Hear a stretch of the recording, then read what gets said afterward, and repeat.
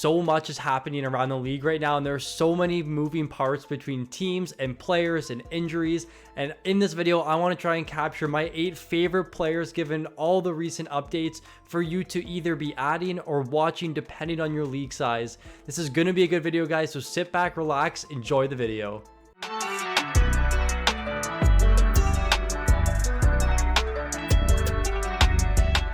I put a poll out on the YouTube channel. Thank you for everyone that replied, just to see how big everyone's league size was, whether it's 10 teams, 12, 14, or 16 plus.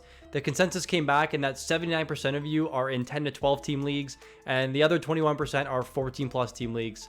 So for that reason, I'm going to try and include some guys with a little bit higher ownership percentage to try and capture those 10 team leagues, because the guys that are 10 to 15% owned likely are not rosterable in those leagues. But starting this video off, Sean Durzi at 60% rostered right now on Yahoo may be available in those 10 to 12 team leagues, and he should be rostered for good reason. He's the #1 defenseman right now in Arizona, something we knew going into training camp. I actually really liked him a lot when he was on LA. I thought he was going to end up taking over Doughty's spot. Kind of the same thing like I thought with Brandt Clark this season. It seems like every year we think Doughty's going to fall off and some defenseman's going to take over, and that was Sean Durzi for me last year. I'm so happy to see him now on a new team and playing line 1, power play 1, and playing massive minutes. In Monday night's game, they end up losing to the Rangers on the road, and Durzi played 29 minutes. And so far this season, he has the second most average time on ice, behind only Miro Heiskanen, who is playing up to 28 minutes right now. But regardless, going back to Durzi, he has extremely good peripheral upside, very much like we saw in LA last season, where he had over 100 shots and over 140 blocks as a top 4 guy with no power play 1 minutes. Now with first pair power play 1 minutes, you can't really ask for much more from a guy who is also going to contribute in every single peripheral category, but now add 50 plus point upside. And that's what I'm seeing this year. 50 plus point upside, 150 plus shots, 150 plus blocks at 60% rostered, and the upside even going beyond that. His ceiling's extremely high this season. You have to think that this Arizona Coyotes team is a little bit better than what we saw last year. They added Durzi, they added Dumba, now they have Logan Cooley, who has been very, very good, and an honorable mention for this video, but his roster percentage was just a little too high given the risk. But with Durzi here, there's just a ton of upside, a ton that I like from him. I like that he contributes to the categories. I like that he puts up points. And the biggest thing for me is the opportunity and the minutes that we're seeing from him. So right now, I want to be adding Durzi in my 12 plus team leagues, and even those 10 plus team leagues, depending on how thin your defensemen are.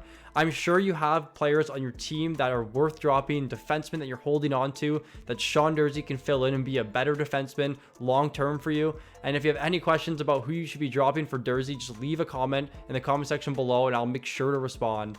We now continue down the path of the goalie cat-mouse chase. We're seeing it with a lot of teams. LA, as you can see on screen, you see it with Vegas with Hill and Thompson, and the same thing in Edmonton with Stuart Skinner and Jack Campbell. Campbell's been good, so I don't really know what's happening in Edmonton right now. But with LA, it seems like Cam Talbot will be taking the reins in the net for the early going. Copley had not a very good start. 5 goals on 19 shots in his first game, and compared to Cam Talbot, who has stopped 58 out of 63 shots so far and holds a 1-1 record. Now, the reason why I like Talbot so much is because I went back and looked at Copley's career, and he only has 62 starts. So it's hard to give this guy the #1 starting position against a goaltender who has 415 career starts in Cam Talbot. He's done it before. He's been very good before. He is 36 years old, but the big thing with goaltenders is the team in front of them. And we know LA is a very, very elite team in the league. They had the 10th best point percentage last season. Now add Cam Talbot to the mix and add Pierre-Luc Dubois, who we know is a very elite center. Up the middle, they arguably have the 3 best centers in the entire NHL. And I'm completely fine taking a goaltender at the age of 36 that we don't really know what we're going to get out of him on a very good LA Kings team. I think this season they should be a top 5 to 7 team. It's been very short season so far, so we haven't seen much from them yet. But hopefully players like Kevin Fiala, Arthur Kaliev, and Pierre-Luc Dubois can take a step this season and LA can be that team that we've been hoping for over the last couple of years. Right now with Cam Talbot, he definitely has a ton of upside. Even if he gets 45, 50 starts and not the 60 plus start volume that we see from a lot of these big goaltenders, that's completely fine, because with a 63% win percentage, that's still 25, 30, 32 wins. So very good from Talbot here. I think he's a must-add right now in 10 plus team leagues. You definitely want to be monitoring what we're seeing from Phoenix Copley, if he starts the next game and how he does, or if Cam Talbot continues to see starts while he's hot. Some very interesting development and some really early panic with Owen Tippett so far this season. I'm buying in on the panic right now. I think Tippett still has league winning upside and top 75 player upside. His season last year just is somewhat being forgotten right now. He was one of just 8 players last year with 10 plus shots per 60 and 5 plus hits per 60. Numbers that you just don't see from a lot of players around the league, and this just contributes to how high Owen Tippett's floor actually is. We know his minutes weren't there to start the season. Torts were just doing Torts things. They weren't very good, but last game, Tippett got moved up to that top line and on power play 1, and that's where we want to see him, and you want to be buying in on this guy before everybody else does. In 77 games last year, 27 goals, 231 shots, and 125 hits in just his second full NHL season on a team that didn't really have a number 1 center. They didn't really have any good defensemen. They were just not competitive, yet Tippett continued day after day to be a top fantasy contributor, and he will be again this season. And the stats are just kind of skewed right now. He ranks 244 for shots, but 4th for shot attempts. There's a really interesting stat called shot through percentage, which is when you take a shot, does it hit the net? Does it get through? And right now, Owen Tippett's at just 18%, and he's a career 60% shot through percentage type player. So this is going to end up coming back to normal. He's going to start getting more pucks to the net. But what I like to see is that he continues to shoot. He continues to get pucks to the net, which means he's getting good offensive looks. If he's playing line 1, if he's playing power play 1, he needs to be rostered in your leagues. The fact that he's dropped almost 20% in ownership percentage to start the season is just criminal to me. I love Tippett this season. I'm holding him in all my 12 team leagues. He has top 75 upside and potential league winning upside if he can continue in that big role like we saw last season. I know everybody's shaking their head right now. It's so hard to talk about Nikolaj Ehlers given the injury risk and that the fact that you might add him and then he gets injured the next day. But still, I love the upside with Ehlers. He is a breakout candidate every single season. And it was so interesting going back and looking at his career. He played 82 games in back-to-back seasons as a 20 and 21-year-old, and then missed 10 games and then played another full season. So with Ehlers here, we hope to get some health from him. But the recent developments with Gabe Vilardi being out 4 to 6 weeks, he was a must-add last week, but now he's injured, and we pretty much have to drop him or place him on your IR. And at 35% roster, Nikolaj Ehlers becomes a must-add player. In 2022, he had crazy stats. At 5-on-5, he had the number 1 shot attempt rate per 60, the 17th best shot rate, and the 24th best point rate. He continues to sit around point per game while shooting the puck at an elite rate. And hopefully now that he has power play 1 time and he's playing second line, he can really find that breakout that we've been waiting for from Ehlers. Rasmus Kupari, a former first round pick in LA, is currently slotted playing line 1 with Connor and Scheifele. I don't know how long this is going to last, and if it doesn't last long, we can maybe see Ehlers on that top line with 2 former 40 goal scorers as well as 2 very high upside point players. But what I like from Ehlers here is finally he gets an opportunity on that top power play. He has the second best shot rate and second best shot attempt rate when he plays on that top power play unit, obviously behind Kyle Connor, who is a former 300 plus shot player. But with Ehlers here, he still has huge upside, but he does add a lot of risk. I think if you're in 12 team leagues and he's on your free agency, even 14 team leagues, there's really no downside to adding him as your last roster spot. I'm holding him in all of my leagues right now. I like the upside from him, and I drafted him in 2 of my 7 competitive leagues. If he's available, definitely someone you want to be adding. I do think he could be worth it in 10 plus team leagues. It just really depends on who you're dropping. I'm seeing a lot of people rostering Andrew Mangiapane right now. I think Ehlers just has a little bit more upside than him, and for that reason, I'm going to be adding him. The ceiling's high, the floor is high, it's just the injury risk, but at 35% rostered, he should be owned on your team. Finally, Josh Norris is back in the NHL. He was, I would say, the top IR stash this season. We had a lot of questions in the Discord just asking, after I draft, what should I do? And adding Josh Norris and stashing him on your IR, if you have it, was probably the most common answer that you saw from us. I went back and looked. So right now, Norris is projected third line. I don't think Ridley Greig's line's actually going to be playing more minutes than his line. But right now, Norris is slotted to play alongside Drake Batherson. And I knew they were very good together in 2021, but I didn't know how good they were. 57% Corsi for percentage, 66% goal for percentage, and a 60% high danger chances for percentage. When they're skating together, they have 53 goals for and just 21 goals against. Really, really elite numbers when these two play together, and they're currently projected to play on that third line and power play one. It's crazy to see Norris is already back in the lineup, and he's already back on the top power play unit. But again, went back to looking at his stats in that season. In 2021, 66 games played, 35 goals, 16 goals on the power play, 172 shots, and 79 blocks. That 82 game pace, 43 goals, 214 shots, and 98 hits.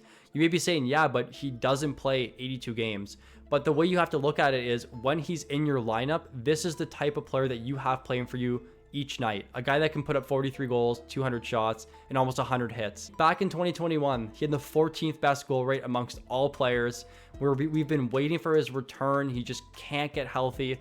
But with the return now, we know he's going to be playing about 17 plus minutes per night in a highly offensive role with a player that together they have extremely strong chemistry. So right now, Josh Norris, I was just noted that he actually already scored a power play goal for Ottawa. So this roster percentage is going to go up by the time this video releases, but he's a must add in 12 team leagues and definitely someone you want to be adding to your watch list in 10 plus team leagues if he can stay healthy for the next little bit.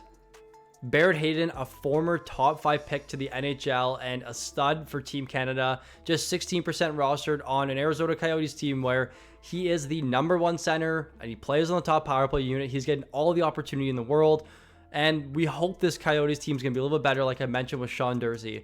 Now, his ownership percentage is starting to stabilize a little bit around this 15 to 20% range. Right now, he's at 16%. He doesn't have a point yet this season, so when he ends up getting a couple points, his roster percentage should start to skyrocket. I love what I'm seeing right now. 20 minutes and 10 seconds average time on ice, top 20 average time on ice rate amongst all forwards, 9 shots and 16 shot attempts through 3 games this season. He continues to fire the puck at the rate we saw to end last season. So in the last 30 games last year is when he really broke out and really showed why he's a top 5 draft pick. 12 goals, 24 points, 76 shots, and 111 shot attempts in those last 30 games. He really started to break out, and a lot of teams were rostering him. Down the stretch, he was close to 40 to 50% rostered, which is where I expect to see him at some point this year. Again, he's the #1 center, he plays top power play, and he plays a highly offensive role on a line with Nick Schmaltz and Clayton Keller, who had the 4th best as a trio expected goals per 60 rate amongst all lines in the NHL. Together, they're extremely good. They also play on the top power play unit. I really like what I'm seeing from Hayton so far. He's firing the puck. He's still playing big minutes like we saw last year. It looks like Cooley, again, his roster percentage is around 55% right now. And I think Hayton's outlook is just a little bit better because he's an established NHL player. But still, I love the roster percentage. I think he's worth rostering in 12 plus team leagues. He should be available in those deeper leagues. And hopefully he can break out like we saw at the end of last season. Oliver Ekman-Larsson makes this list once again, and his ownership percentage just hasn't moved since the last video, and I don't really know why, but he is the first star of the week here again, the 3rd time he's made this list. What we're seeing from OEL so far this season, the 6th most shot attempts amongst defensemen, the 3rd most power play time on ice, and the 4th highest average time on ice, again, amongst all defensemen so far this season. He has top 10 to 15 defenseman upside when Montour and Ekblad are not in the lineup, and there is no reason for this guy to be sitting on your free agency when he's getting all the power play 1 reps, all the top pair reps on a team that historically has been extremely good offensively. Over the last 3 seasons, they rank top 5 in shots for and top 5 in goals for. And we know that this system that Paul Maurice plays and the Florida Panthers play, it caters to offensive styled players. And we saw the breakouts last season, and we saw what they did with players that just turned them into from nothing into something. Gustav Forsling was a waiver claim who ended up being a double-digit goal scorer and a 200-plus shot player. Carter Verhaeghe was playing 9 minutes over in Tampa and ended up being a 42 goal scorer. And now Oliver Ekman-Larsson looking to resurrect his career, a former 20 goal scorer with the Phoenix Coyotes.